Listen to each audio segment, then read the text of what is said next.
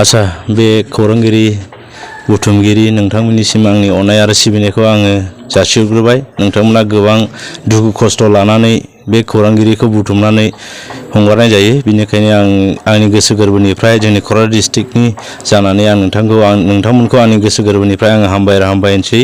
जों दिनै बे दतमा ओनसोलनि रायजो राजाफोरनि अननायावहाय जोङो खोन्दोखौ दिनै जोङो दाफुंसारनो हाबाय। बे खोन्दो दाफुंसारनायाव जोङो गोबां जों दिनै इन्टेलेक्चुवेल मानसिफोरजों बा जोंनि बे लाइमोन सिख्ला आरो सेंग्राफोरजों जों रायज्लायनानै जों बेखौनो मिथिनो मोन्दों दे बे दतमा ओनसोलाव गोबांथार बेबायदिनो स्कुलनि समस्या दं, गोबां गथ'फ्रा बेबायदिनो ड्राग्स एडिक्टेड जानानै दं। बेफोरबायदिखौ जों सावरायनानै दिनै जोङो मिथिनो मोनबाय।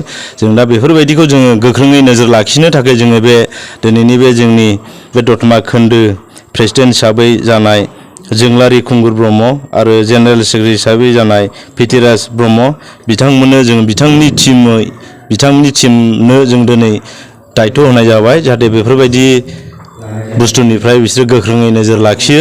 बेखौनो आङो दिनै बुंनानै आंनि बिबुंथिखौ बेसेयावनो दोननाय जाबाय। गोजोन्थों। आसा बे बुनसु मोननै आफाद जानायनि गेजेराव आं बेखौनो बुंनो सानो, जोङो आगोलनिफ्रायनो जोङो दं, जों सोरनिबा लेंनायावबो जों थांनो साना।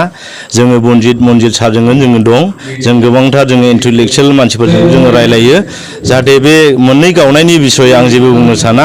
बिथांमोना मा साननानै दि बेबायदि मोननै गावदों, मा साननानै दि बेबायदि खोन्दो दादों, मा साननानै बेबायदिनो डिस्ट्रिक्ट दाबाय थादों, बेखौ जों जेबो बुंनांगौ साना। बे बिथांमोननि बाथ्रा।